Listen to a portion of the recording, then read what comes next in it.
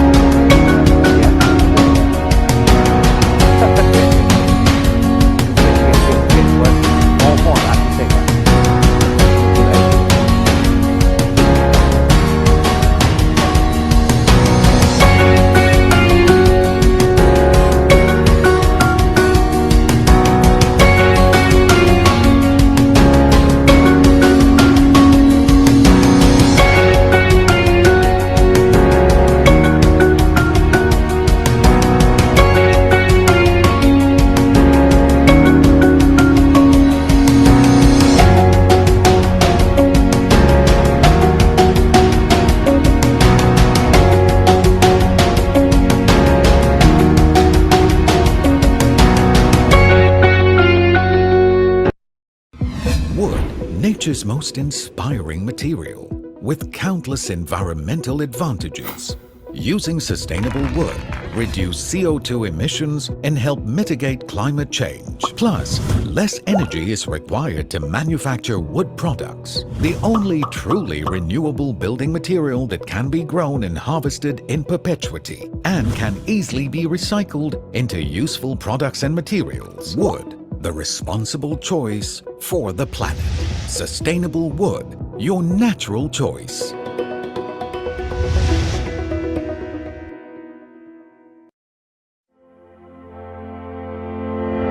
Malaysia, well known the world over for top-notch quality and a variety of tropical timber.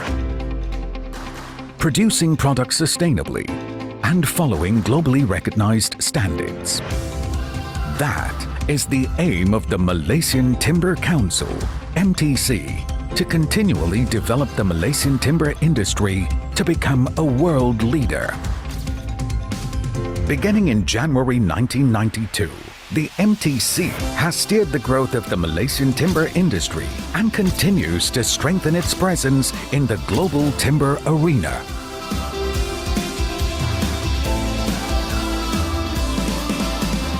The MTC ensured by improving its competitiveness. Good morning, ladies and gentlemen. Welcome to the first series of MTC's Timber Talk for 2026. My name is Ikas Fikri Zainal from the Malaysian Timber Council, and I will be your moderator for today's session. Before we begin, just a few quick notes. If you have any questions for our speaker, please feel free to type them in the Q&A box on your screen. We will address them during the discussion segment later. And to get things started, feel free to say hello in the chat box and let us know where you are joining from. Now, when we speak about timber, it is often described in familiar terms: sustainable, natural, warm. Yet, as we continue to explore its role in the built environment, it becomes clear that timber is far more than a material applied at the end of a design process. In today's session, we are invited to consider timber from a deeper perspective, one where it is integral to how architecture is conceived from the very beginning. A perspective where material, structure, space, and environment are not treated separately, but as part of a continuous and interconnected design process. Now, our speaker today brings this approach into practice, where timber is not simply specified, but actively shapes design decisions, informs construction, and responds thoughtfully to climate and context. It is an approach that challenges conventional thinking and reframes how we understand materiality in architecture. In this session, Timber in Practice, Material and Tectonic Strategies for Resilient Build Form, we explore how timber goes beyond a finishing material to become a key driver of design, shaping buildings that are efficient, resilient, and enduring. With that, let us move on to our session for today. It is my pleasure to introduce our speaker, Architect Wooi Lok Kuang. Good morning, Architect Wooi. Good morning. Now, Architect Wooi is the principal of Wooi Architect and a graduate of the University of New South Wales, Sydney. He is known for his thoughtful approach to tropical architecture, where material, structure, climate, and construction are considered as one integrated design process.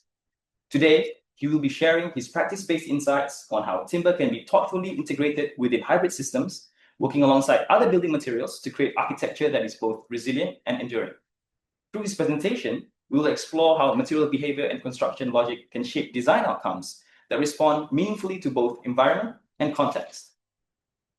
Through these case studies examples, we will gain a better understanding of how design decisions rooted in material behavior and tectonic strategies can result in built forms that are not only sustainable, but also resilient and adaptable over time.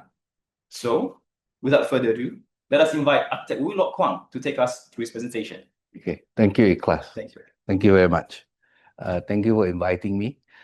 I think timber, we are going to, there are so many topics we can talk about that, but for today, I think there's only one message that I probably can getting across to those people who are considering timber, either you're architect, engineer, or more important thing, the end user or Malaysian generally, right? With our relationship to timber. Like what you said earlier, I appreciate your introduction. In a way that actually timber is always thought of as an afterthought, right? It's just putting it on, after the building finish, maybe I want to have this wall, wallpaper, feature, whatever, right? And the problem I have with that is mainly when that happens, we tend to depreciate the real potential of timber, especially Malaysian timber. Malaysia, we have about 2,650 species. About 80% are hardwood. They're fantastic timber in terms of construction. And also the fact that they are, how should I say, they are actually the only renewable building material. That alone, like things that we know now we hype about sustainability and all that shouldn't even be talked about, because sustainability, we don't sustain our future, know how to use our resources, then it's an existential issue, right? So I think Malaysia, I think we are quite blessed that we have all these things. And yet I think we probably really have a very misguided or misconception about the use of timber in construction. So today's topic is actually timber in practice. So I'll come from the facts that from the front line, I use timber, why I use them, and the way I use them also changes as the availability of timber. And the other thing is, like, for example, the subtopic will be like material, tectonic, and resilient built form. Now, that I will pare it down to make it into a very simple layman language. But basically, material is that timber as a material that we use, right? And what do you call the property of it, or the character of it, and to me is actually the culture embedded behind it in the context of Malaysian, right? I probably will talk a little bit about that. And then the tectonic strategy, okay, tectonic is relatively an odd term for people who don't understand architecture, is that how we join them together. I think in your invitation, you also want me to talk a little bit about the hybrid, right? Yes. But in fact, Malaysia has been in hybrid for a long time. I mean, the purity of using timber alone is probably the time have already passed long time. Although you can force to use it currently, we already lost the craft, for example, right? If you go to Kota Lama Duyung in Terengganu or what have you, I think those days has gone. The craft is no longer with us, right? We lost it, unfortunately. And then the last keyword would be the resilient built form. Why don't I start with this, right? I just give a prologue here so that the rest of the talk probably will make sense better, right? Maybe just read out a bit of the highlighted one, right? Like what I just said earlier. Timber is not something that we choose at the end of a design process, right? To so-called, we make it more natural, make the space warm, or and then the veneer, like we start to take it like facts of life already, right? Yes. And what the issue with that is that they come up with tiles with even GBI rated as green, whatever, but it fake. It look like timber, but it's not timber. And some of my clients actually love that, thinking that we get the warm but less the maintenance, right? Or you have the aluminium that look like a wood timber window frame, yes. But when you touch it, it's like sort of, oh, why like that? So cold. It doesn't have the warmth of the timber. Now, the deeper issue of that is that timber has been with especially Asian society, Malaysian especially. There's a bench or a wall, a real timber wall, and then someone growing up on that, like marking his height and then marking on the wall, right? Or the door, like for example, in my house, I've been scratched by my dog, right? 20 years ago or 10 years ago or whatever, that it leave the mark. But the timber is still timber, right? But if you go to some veneer, now it's very popular in all the cafe, right? So you scratch a little bit behind that 0.5 millimeter veneer is something else, right? To me, I feel that we should feel off-putting if we are faced with something like that. Because timber no longer like a record of life that how we grow up, right? I don't care about other country. If we are born in what do you call Alaska, we are Inuit or whatever, we should know our ice, right? So in parallel, I think we should know our timber, right? So I would say with that's what I'm going to talk about, that why timber, when we understand the logic of it, right? It should be how it shape the limitation, the quality of the timber should shape the design, right? So it begin, right? Normally, architect would establish the form first, and then we fit in, choose the material, either use concrete or use steel, whatever. I feel that there's actually a totally wrong way of looking at design, in particular when we want to use timber, right? If timber should be the driver, if you want to use timber, should be a driver that actually will formulate or should show you how the space should come about and then how it can be made, right? Now, as I go along, hopefully I make more sense, right? Architecture is no longer something that you compose freely and apply a material onto, just to regurgitate, just to repeat what I just said, right? And I said timber has become a thinking tool, right? So the next step is that, okay, I'm talking from the context of an architect, right? So architect, there are about nearly 3,000 architects in Malaysia, right? I mean, worldwide, there are so many. So there are a lot of different definitions of what an architect is. And it's important in the sense that if an architect, let's say, who want to specify timber or whatever, right, whatever material, he have to have a position of what he is, right? You can be a very commercial architect, probably timber, probably just just main tampah-tampah aja lah, lepas tu, right? The wall, veneer, timber wall, whatever, right? That's a separate story. So the position of architect, the view of what the architect is, I think is very important to me, right? In here, I'm basically position it, right? As like architect basically, it's a bit like a carpenter, right? It's the principal carpenter. Now the carpenter, not just about wood that putting things together, but it's about someone that have when you conceptualize things, that how you put things together.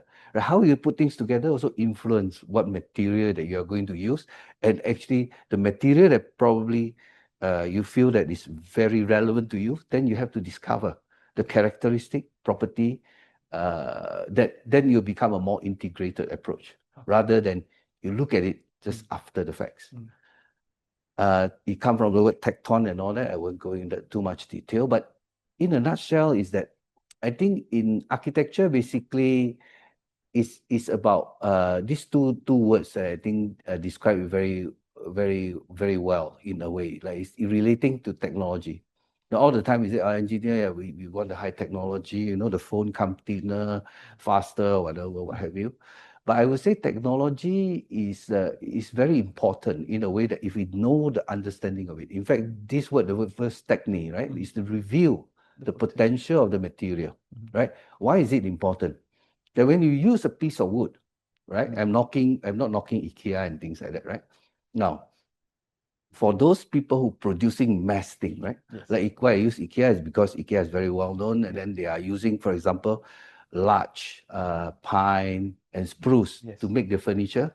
So the attitude is that the technology that they will emphasize on is how many pieces of furniture they can produce. Quantitative. So that you can sell it more. Of course, if I'm a businessman, probably I'll think like that as well. Whereas if you see that, compare with what, let's say, Malaysia, right? And then we go back a little bit to a traditional Malay culture.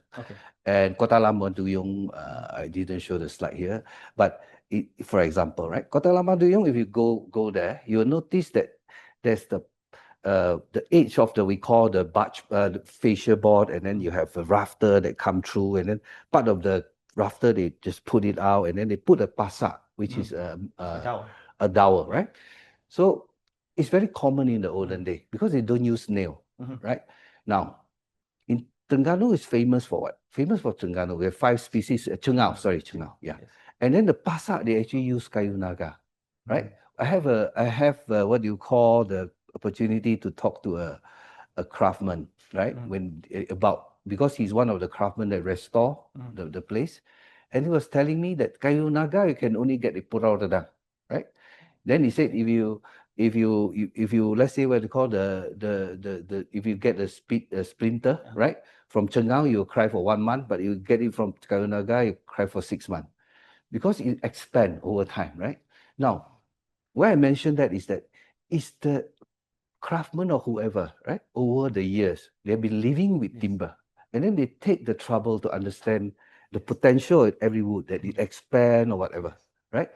And then if you look at the traditional Malay culture, but now unfortunately I think we all lost it, right? When you're born a Malay, it doesn't mean that you know your culture sometimes, right? You probably emphasize on certain part. Timber culture, no, not your fault. It's just that whoever take interest in it, right? Now, is that, you see, they call kayu cengau Raja Kayu. And then when a boy is born, they plant a cengau. Yes. And then when actually, hopefully when you grow up, want to get married, then they can lops off the one of the cengau and then build the tiang seri buat rumah kan. Yes. And then like Resah and lesser wood, they call it Rakyat Kayu. Yes. So a house should have only one tiang seri, cengau, the rest are a subsidiary thing, right? So you see, it's self-sustaining, right? But of course, a girl is born, you'll be wondering. They plant coconut tree, kan? So what, seribu guna kan? Right? So they can masak all the nice curry for you lah. But okay, so come back to the word technique, right? So one is totally technical based. How many pieces of wood I can do? Compare with here, right? You have right, about the nature of timber that you have been living with. That is recorded. In fact, you look at how we grade Malaysian timber today also, there are 1 column mechanical, the strength of that, you can test out many times, right, to find out the strength of the timber. The other one is they call durability. Durability is over experience, right? So you will know like Chengau, you'll be SG1 or whatever, because they are naturally, as again, termite or what have you. So one part is embedded totally on science and whatever. The other side is more like you live with it, right? You understand the potential of the timber. Like you won't use kayu naga for the whole house, but you use it for the pasak. When it expand over time, it hold the entire structure together. So the potential, you know the potential of the material. Okay, too long-winded like that. I have a lot of slides to go through, so I will just quickly past this. Now, I show this one first, which I completed about 20 odd years ago, 20 years ago, I would say, right? 2007 is when it was known, if completed, win some award and stuff. But this is in Sierra Mas, still standing. Now, why I show this first is because it's a recycled cengau. That means this timber that I use have a second chapter of life. And what it means for sustainability is that, you see, you no longer need to chop down any forests, you reuse them. Right?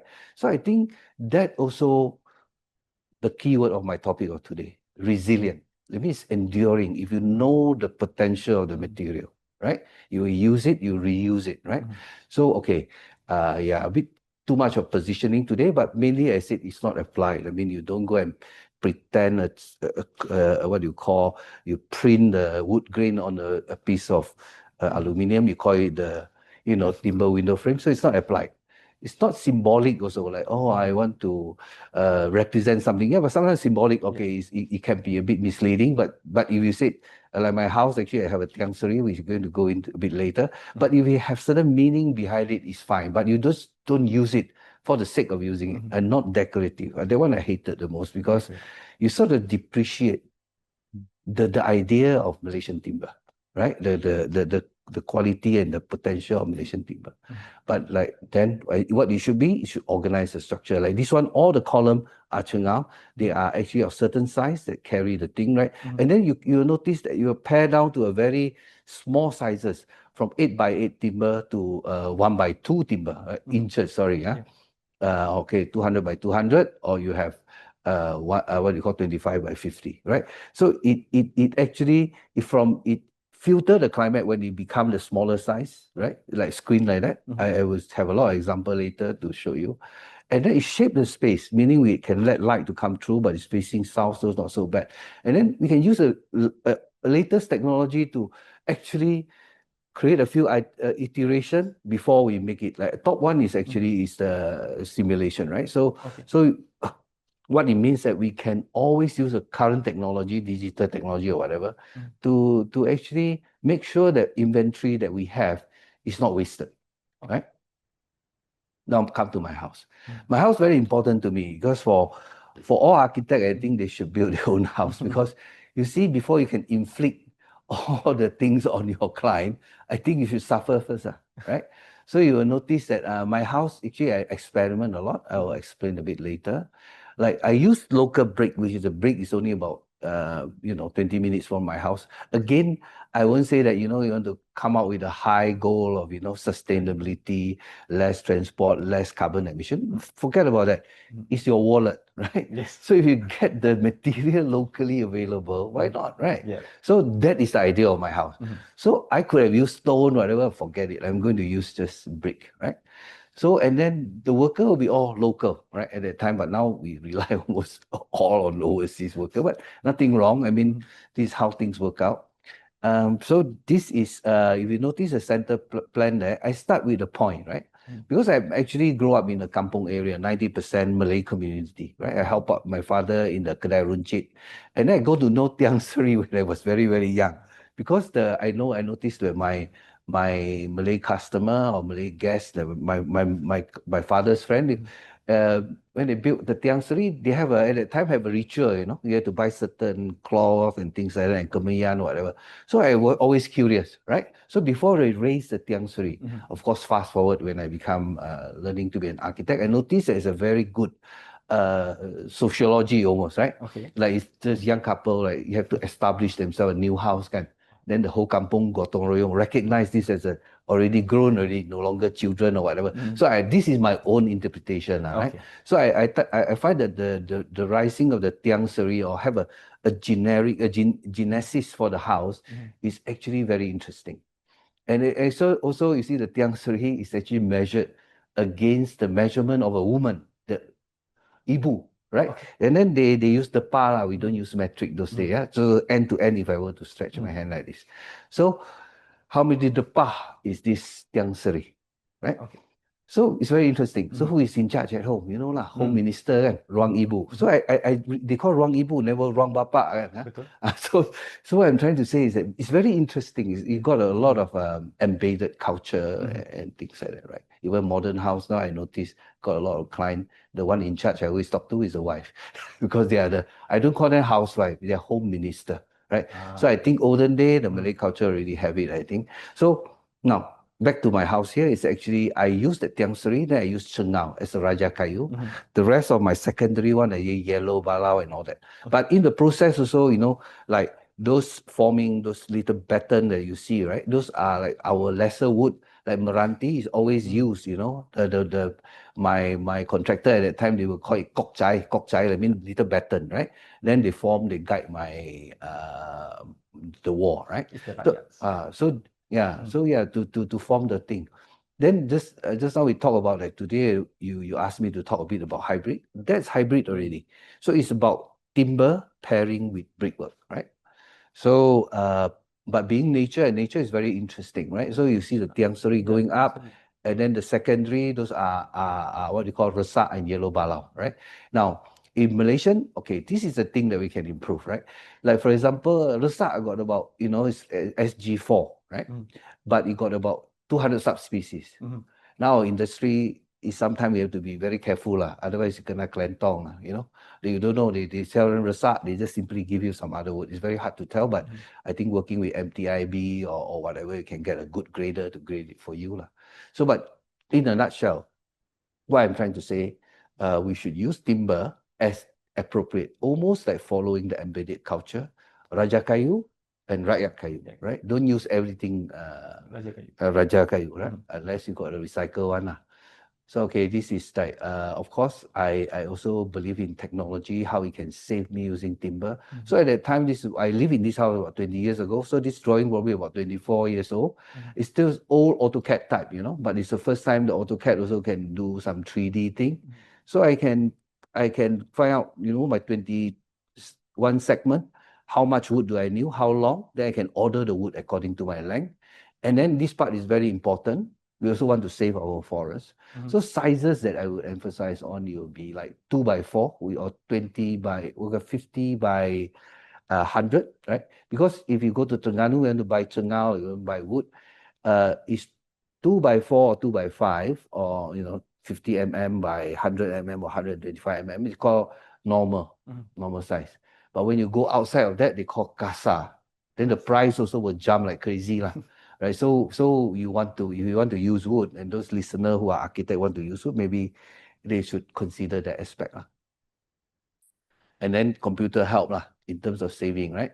So this is my roof, right? Using titanium again. Okay, pairing with the wood, this thing. So sometimes, just now the first slide that I show is sort of demystify that wood are temporary, not resilient, kan? But that first things that recycle wood, I mean the wood already easily about 40, 50 years old, right? And then it's resilient, it's enduring, right? And this one here is the same thing that I do. I'm showing the pairing of it. And sometimes they find wood is actually old-fashioned, very too traditional. The interior will be very dark or whatever, right? But it's not necessary, right? This one is using titanium, a very advanced material in a way, but it can create a very thin edge if that's what you want, right? So it's just this one is about, you see, Cengau to me is our national treasure, right? Actually, by right, we are not able to export it, only for local use, right? So you see, this one, the spending of this timber is actually about 4 feet. And then the measurement is, again, the size actually very small. It's 50 mm by 25 mm. And then I piece it together, right?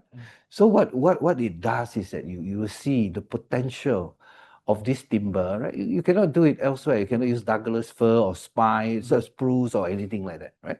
But this we can use.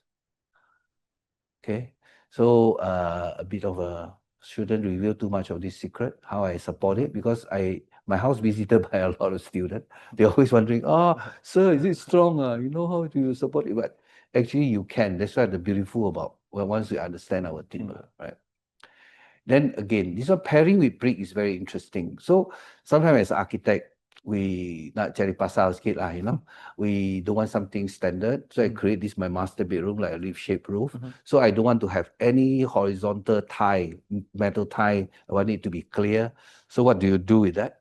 So of course, pairing with brick is very convenient in a way that the curve itself is already very strong. So very stable. So I put additional timber there. So it's stiffened the entire roof already. Yeah, that's another aspect that about using timber in relation to geometry and also in relation to the material. So this is a staircase during construction. And you can see how it pairs with brick is very interesting, because brick are natural earth, right? So it gives you a very mellowed type of interior, right? This is when it finish. Okay. So this is just how I talk about the aging, right? Aging, the edges there. So I use a very white timber. The rest I only use a standard timber. So I can achieve that very clean, very thin edge, right? So it's my central garden. There are other houses. This is in Club Golf Sultan Abdul Aziz Shah. Again, this one I just want to show, even with a small, as a filter, at the third point that I was talking about, right?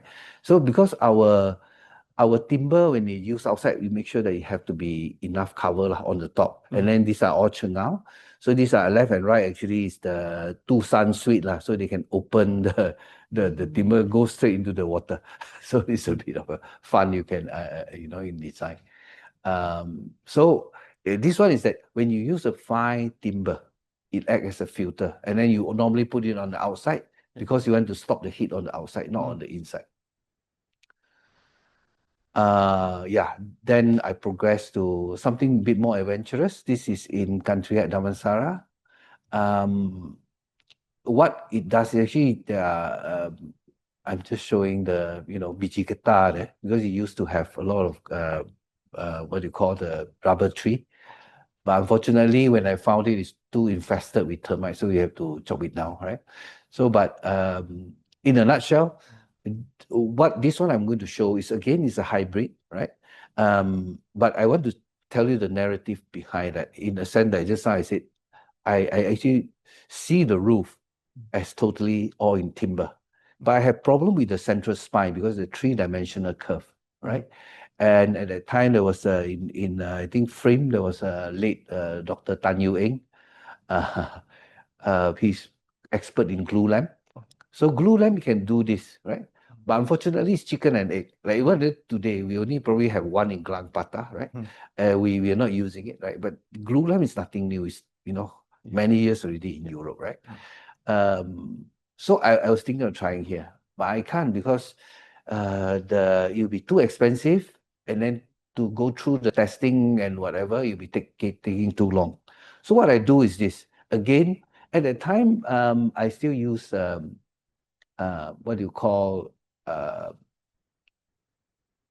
there's AutoCAD architecture, a 3D, start to have a 3D thing that is more developed already.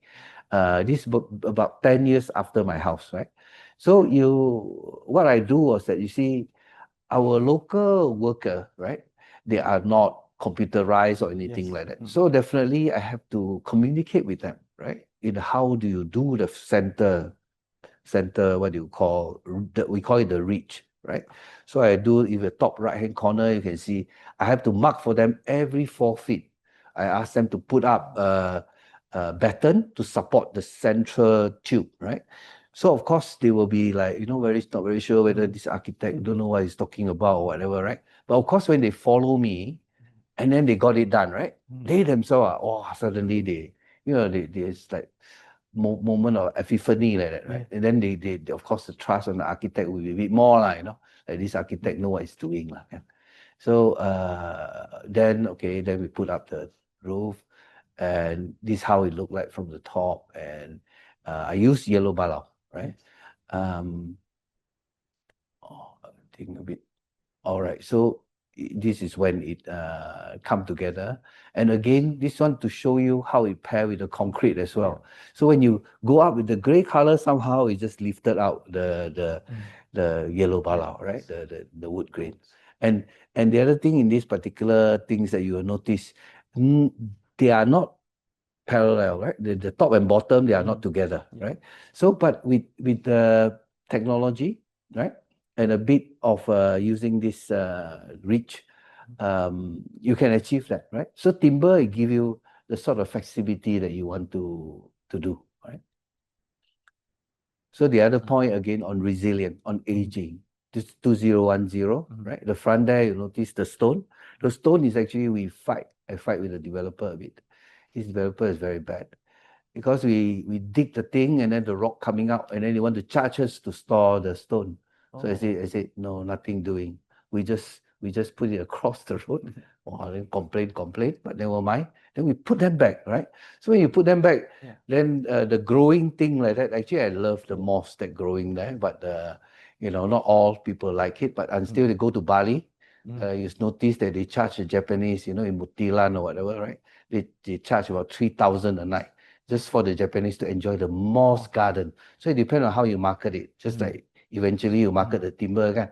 Moss, you can see it's as something untidy, or you can see it as an aesthetic thing that you want to see the thing grow, right? So when they bought into the idea of the good moss, then we start to throw flower milk over it so that it grow faster, right? Now, that's 2010. You notice the center there, the tower tree. So this is about 18 years back, right?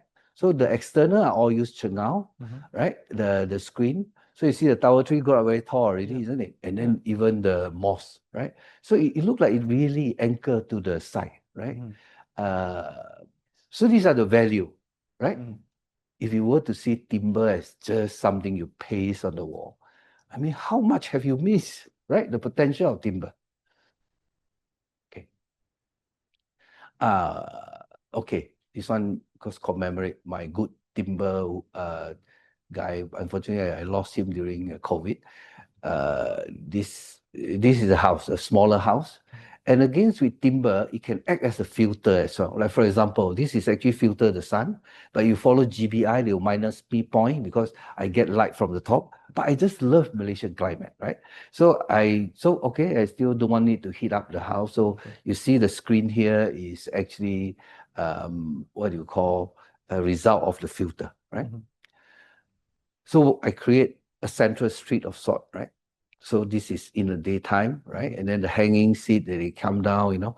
So the children's bedroom is on the left-hand side, and then master bedroom on the right-hand side, so they can communicate through the balcony as well. But the entire place is enclosed, right? So at night, to me, is that you can see the sky. You see, you can see the light and all that, right? So again, column, right? If you although I haven't been there myself, it's like the mosque of Cordoba, right? You got a lot of column inside, right? So I find that the column are very important in a way that it look like it's inhabited even though when it's empty, right? So I always like to make the column into furniture so they can charge the phone there or they can sit there or whatever, right? So this is, I feel that, you know, like you see the pairing, well, this one maybe you see, you know, the floor is actually merbau, the roof is yellow balau, and then it pair very well. And then I don't want to use expensive wood. Because expensive brick, the face brick, I find that they are too artificial. They probably have additive. Every color look the same. But I use common brick. Then they look very natural. They look just blend in, to me, very well, right, with timber. And then you notice the table down below. We use it, some for the door, and then the table is actually dark red Meranti, right? And then you don't need to buy dining table. Dining table now, if you go to the wrong place, can be very expensive, right? So think any more, then we can we can have a bit of fun, in the architecture. Okay, the other one is a more contemporary one. This one I want to show that actually our chengao, right? Also, when you have off-cut pieces, that we can actually make it into something very interesting.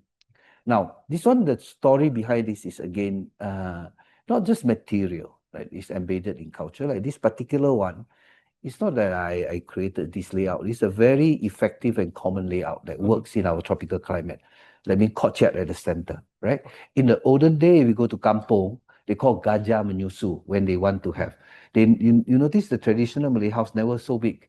And they want to have another one, they will have another one, and then they link with breezeway. So they call gajah menyusu, right? Pasal apa gajah saya tak tahu lah. But the whole idea was that you see when you have things like that, right? It allowed the body of the buildings are narrower, cross ventilation more effective, right? And then later on, I will show you even the tall space.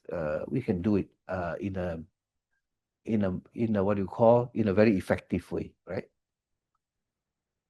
So this one is when I conceived the idea of the screen, and actually there was a very architect. We always have datum, all the architect gather in they call the KLCC there. So, but I find that it's actually very how should I say it, very boring thing then. So I use that time to scribble on the paper that actually given by one of the sponsor. So it become this, right? So we do a mock-up first using dark red Meranti or some off-cut thing, right? So actually the worker are actually very, very smart, meaning they actually don't want it to stick together, so they put this mesh, prevent the two. So what it does was that, you see, okay, this is another thing that for architect, like my house, is a continuing research, right? So screen, you will notice that, either we think that we either do vertical or we do horizontal again. But dua-dua also have limitation. But I think the vertical one, you don't see left and right like blinkers. But you do top and down, sometimes it's filtered too much of the sunlight. So I want to have it both. So this is what I do. Again, I paired with probably aluminium and also steel in the center there. Aluminium to set the gap between the each little block. Those are about 4 inch by 4 inch or 100 by 100. So because it's facing west, that particular screen, so I want it to screen out the sun so that it doesn't heat up the interior so much, right? And this is where the other strategy, that the main hall there, I create a very tall space so that you see the arrow of what I'm showing there. They have induced hot air rises, they induce the aircraft, the draft, and then the air will move right in. So again, this one is pairing with steel, right? What I like it pairing with steel is that unlike if I were to use it in concrete, then habis the timber. You don't see much of the timber, right? The concrete will be so what do you call it occupied the space, and then it impact on the lightness of the space that I want to do, right? So there also there are other things, lighting also integrated inside the steel column, but ultimately, like what I said, when we conceive the space, the timber come in from day one. I want it to have that warmth, the warmth of this thing. And then, because in our tropical climate, 95% of the heat actually probably coming from the roof, right? So you want to have highly insulated. And timber also a very convenient things to you because it's very good as an insulation, right? So this one is facing west. Kan? Kat luar, you nampak like this. Opaque, cannot see inside, right? But on the inside looking out, it's very clear. Kan? Yes. So it seems like I achieved my objective lah. So behind that, actually, I only use a lower glass window that I can open up to let air to come through, right? Floor is merbau. Merbau is still, I would say, still the best for floor because it doesn't what do you call expand or contract too much. Whereas like in my house, actually, I use kempas. Kempas also not bad. So this is the central space, right? And then this is how it drafts the air up, right? All that. Then again, there's a sense of porosity. And then if this one I were to use steel with plaster ceiling, I think this space would have failed because it lost the warmth, right? Yes.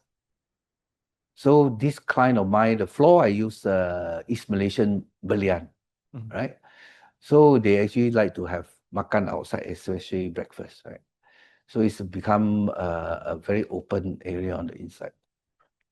So something that we have to know also as an architect, there's something we cannot create. I mean, the sunlight, like this one, the space looks so good, mellowed or whatever. It's because of the sunlight, and then you have trees that architect cannot create. And then we plant a very tall pulai tree at the center, right?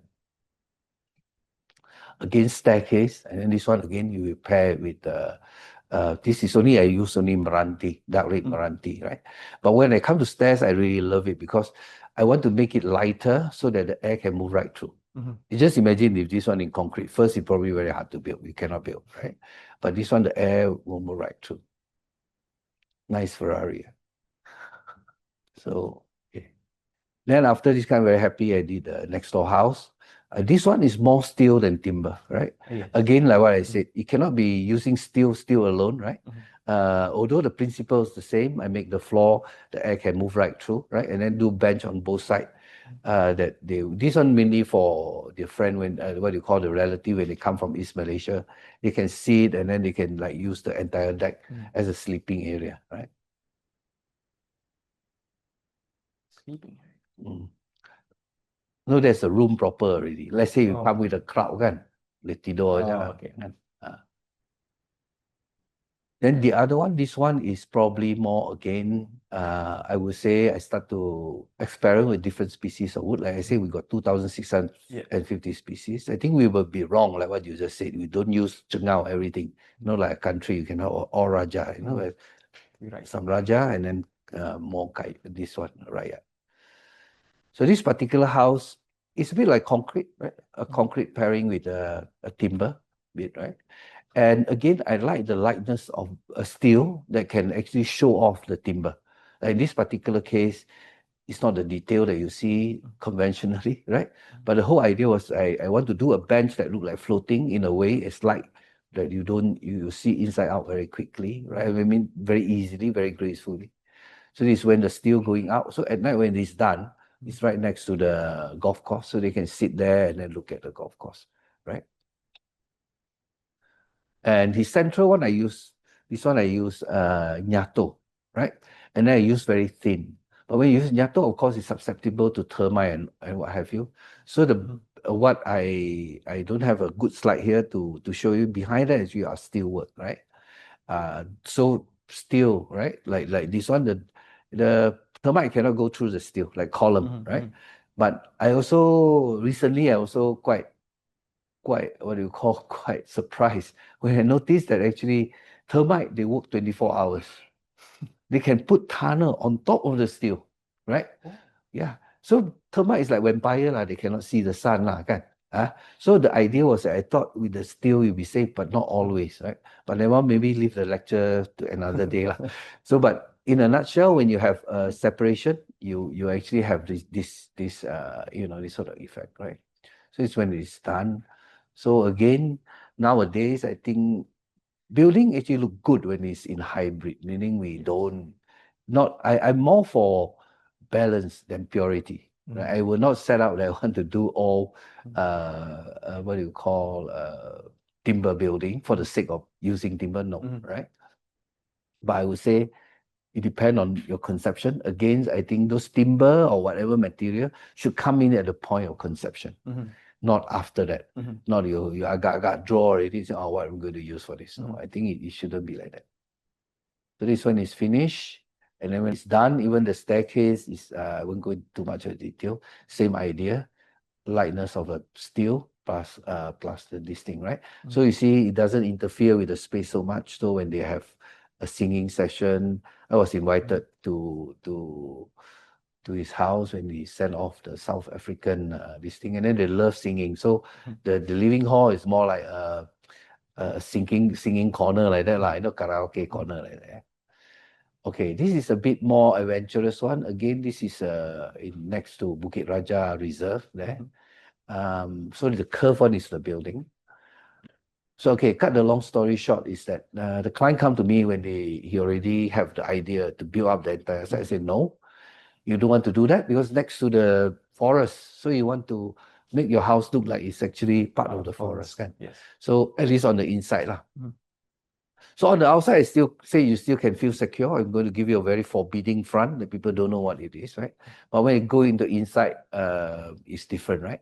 So again, this part here you can see, right? If it's a base compared with the floating roof, it gives you a certain thing that you only can get in tropical climate like Malaysia, right? It's over sailing roof, with the brickwork. And I also go into detail of this is how I find that detailing very fast when you do it freehand, and I create a box. This box is not just a small box that you can sit inside.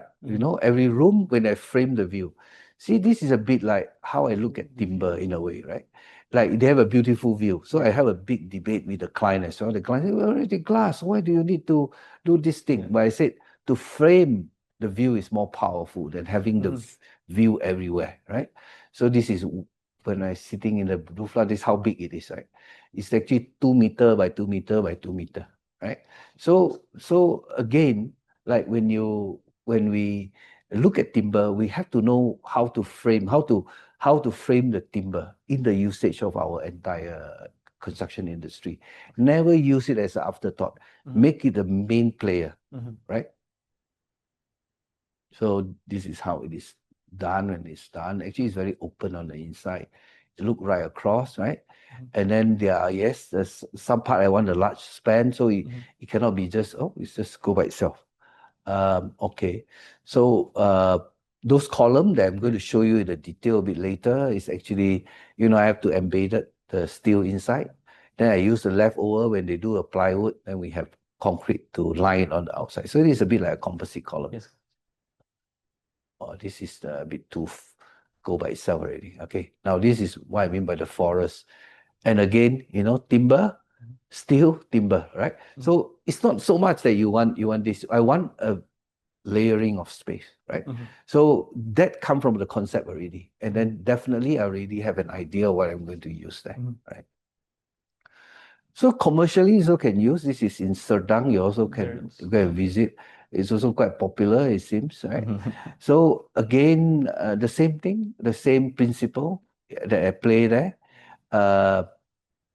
right? Then this one is almost a finished product, right? The timber really show off, and then I use only the BRC that the engineer would use, for inside the slab that you don't see. Here, we see it, right? So it shows how things are made, okay? It's just the earlier slide that I have, I'm talking about the tectonic, meaning how things are joined together. And then poesis is the other word that I used, was we have to always know that we actually create something out of nothing. So if you recognize this as a fact, you don't fall back to like standard stairs, look like Bollywood stairs going up, right? So you would look at it in a different way, right? And then this one really show off our timber. I use merbau for this thing, right? And then this one, the ceiling is a bit... Oh, what's my series come to work without asking.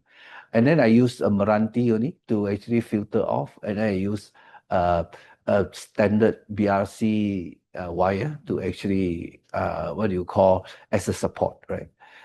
So I simplify a lot of things. So what you show off here is actually the timber, not the steel, right? So this one, people say it look like chocolate, as if I'm so smart for a chocolate factor. Sure, no, this is by chance. The lighting helped me, look like chocolate a bit. Yeah. So this one, because of the structure, I seldom like to use plywood, but this is a resak ply, right? Resak ply, because I'm using this is more like a ID work in a sense. I just have to use the existing porter frame. So we do a calculation. The existing structure cannot take a solid wood, otherwise it will be a solid. It looks good. Well, you say you dislike resak a bit? No. Plywood a bit? Plywood, yeah. But this one is the real resak ply, right? I mean, you have 3 mm thick, right? 3 mm thick is the real resak. But I still feel that it should use in a monolithic manner, yeah? Okay. At least, yeah. Okay. So you can see the space quite cheerful, right? So right, and then create all these things. I think it come to life when you have children. So I create hole for them. If I was small, so I will do something like that. Then, the wall actually curve at the edge there, so that the people cannot just simply, the boy cannot be jom the place for too long, Then you see it go up. And next one can see, right? Then some people play wayang kulit there, you see, some other boys, right? So yeah. So this is probably one of the last one that I'm showing you. Before I will show you another last one, right? This one on the hill, at the back is green. So I raised the whole building, right? It's actually not a big building. The front look big, but actually very shallow. And then you'll notice this, in this picture, actually you can look right across, right? The transparency of it. The main use of timber here is I use it for the highest floor, right? To make it like almost like a ring like that, a long rectangular square ring that they will see. They will frame the view of the spute there, right? Then below here is actually when you go up, but it look like a penthouse and bungalow at the same time. When you go up there, it's look more landed, right? Because at the back there, the hill is actually very, very tall. That's why I raised the platform of living to that level. So that's what it is. The floor, merbau, wall, and ceiling are yellow balau, right? But this one you pair with a bit of concrete or whatever, beside the point. But the warmth or the space character actually come from the wood, right? This is natural pond. You all might see in TikTok also. I mean, the owner jumped inside the pond to catch his jade purse. And so okay, this is again, this is a floor below, but all these are in concrete. So actually it's quite good to give you a different experience. Now this one here is actually the one that currently I've just finished, but you can see I use merbau as well on the top left hand corner, right? But I always create a very open space so that our air can move right through, right? So this is a bit of you don't have the it's supposed to be an animation. Video, right? Video. Okay, unless you can go to my thing lah. But anyway, I think you probably missed this one. This one is a tall door, how is it installed? But I don't know whether you can, I got the thing here. But never mind, this one's supposed to be the video as well. But never mind, I think we leave it for some other time, right? I think this one's supposed to come together with the slide. Okay. Oh, this one got.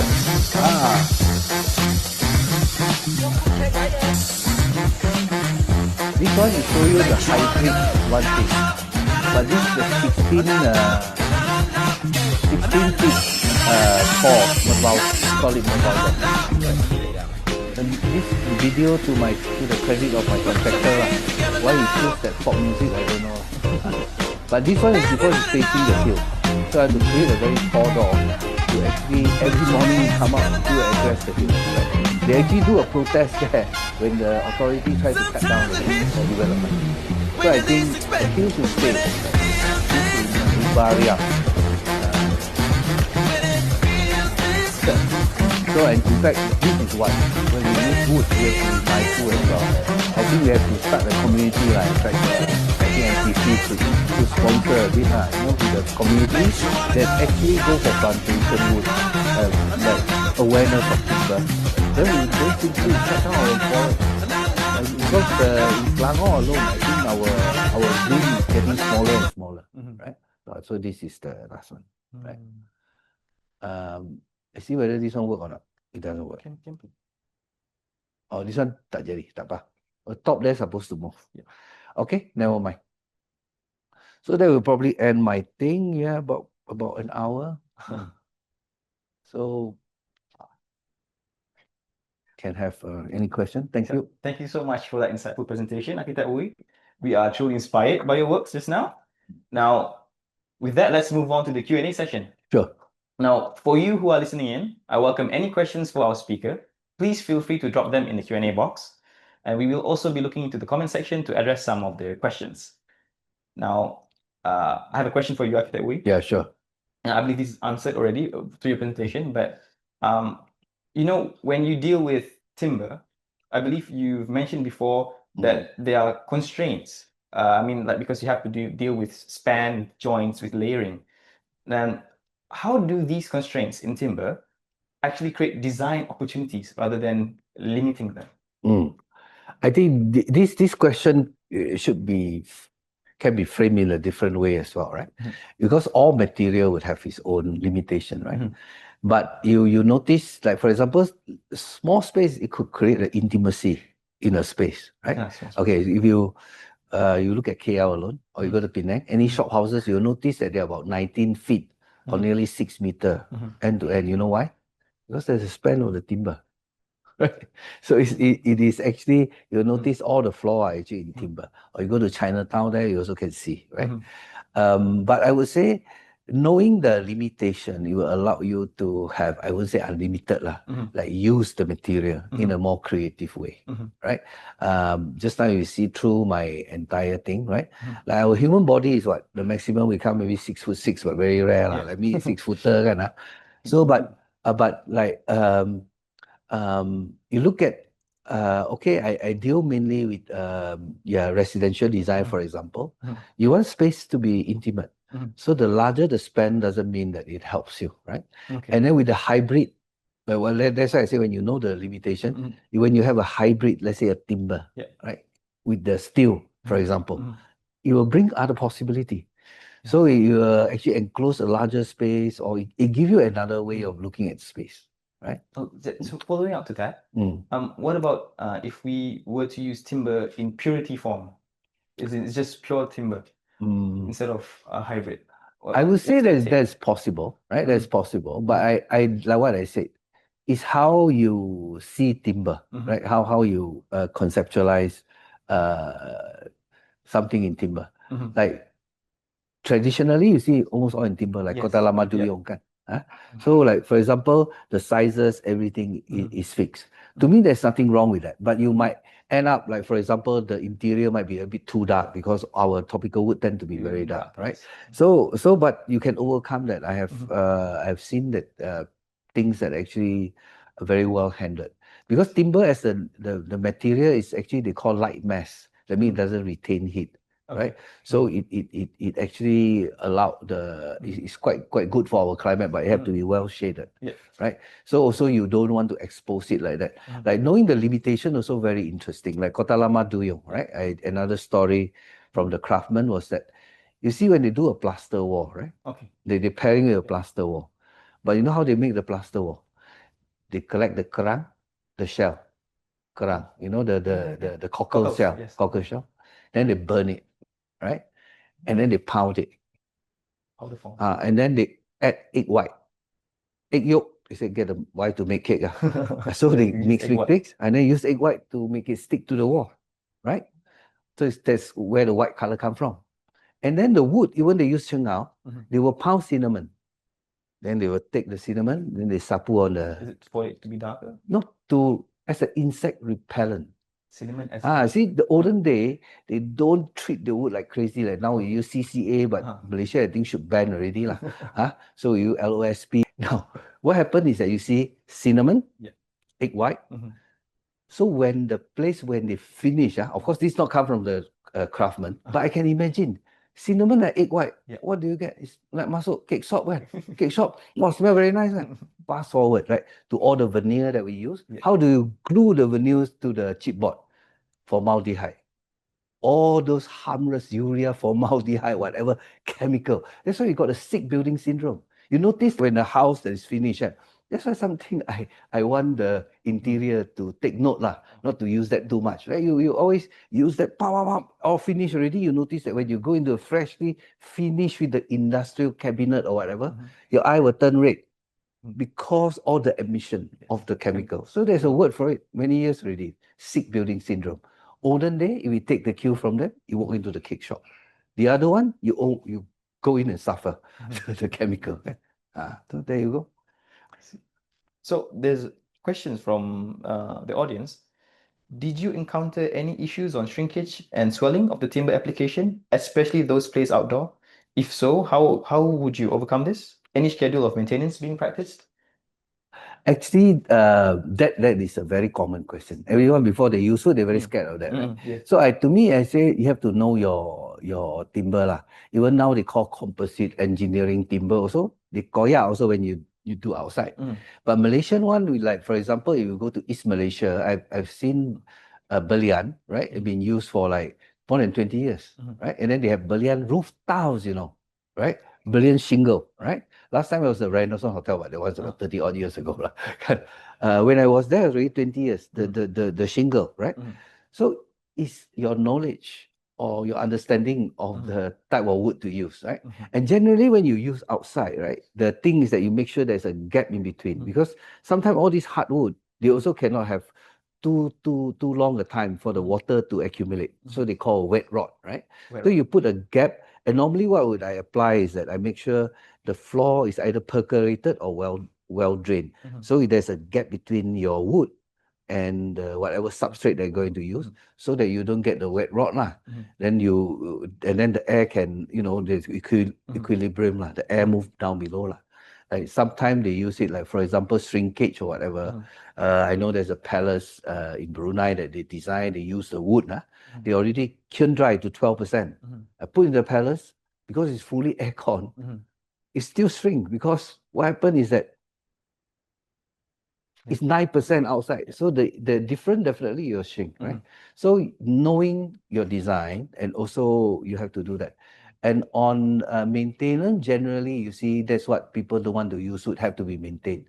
But I think this is something that, like, for example, my house, I also have some problem with my timber because I plant a lot of bamboos. Even my chengao is also have wet rot because the wood don't have enough time to dry, right? So I would say maintenance, I think it's okay when you write the right timber, right? Every 5 years or 2 years or whatever. But you have to be alert, like living with a things like that, right? But it's a mistaken also, it's misconception as well. Like you will notice that a lot of painted houses, right? After 10 years, they do run down. Yeah. And then when the detail are no good, it's this trick of the listing kan. Itu tak payah maintain Maintain juga kan. Kena juga. So I'm trying to say, maintenance you cannot avoid kan. So you actually in any architecture, it's just maintenance is always a thing that it's an occurrence of things. Correct. Another question. As a practicing architect, do you usually work with regular timber manufacturer? I think for local because your I guess all your work local, you're using all local, or is it more project based depending on the requirements?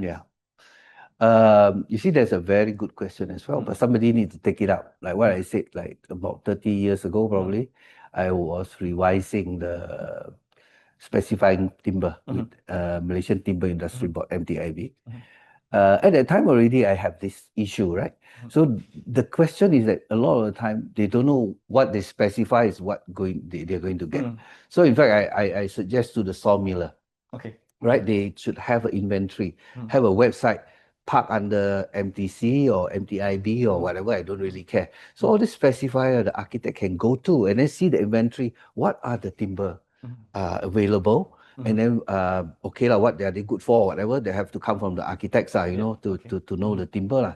So what happened is that until today we don't have, right? So what we will normally have is what? Is actually like, for example, I said, do you work with a regular manufacturer? No, you can't, right? Like even now, my current batch of the yellow bala, I have problem also. Like I noticed that they don't air dry it properly, right? So what we have to do is that really they have to engage with someone lah from MTIB, the timber grader, that will help them to get the right wood. So you don't have to rely on the particular manufacturer, right? Like I'm still using my old friend, already retired, right? Pono Sami. It's downstairs. You know? Pono, he still go like this house that you have it as a background. I got him to go to the supplier. So that will be the answer to that question. Don't rely on manufacturer. No such thing, right? In Malaysia, at least not in the organized way. Now, from a creative standpoint, how does designing with timber differs from working with other building materials? Again, I would say this, you frame the question wrongly. You like compare as if timber have to compete with steel. In a way we do. Like for example, or one time our housing not allowed to use timber. All these things, again, is a big misunderstanding there. But I think timber as a material is not a competitor or try to compete with steel or concrete. Each, like what I said just now in my sharing, I hope that I come across as sharing with you something more intangible, something more nuanced, the culture behind that, right? Because each and every material have their strength, mechanical strength that is real, right? Like for example, concrete is very good at compression, brick is very good at compression. Like brickwork, like that one, I also have to have some steel to hold my slab because you cannot get the material to perform laterally like a brick wall, right? So this is the understanding of different material that would bring you different outcome is one thing, but to me as an architect is a spatial outcome, right? The totality of a experience that you want to create, right? So steel tend to be very compressed, whereas no, not steel, concrete. Then what do you call steel? They're good tensile strength.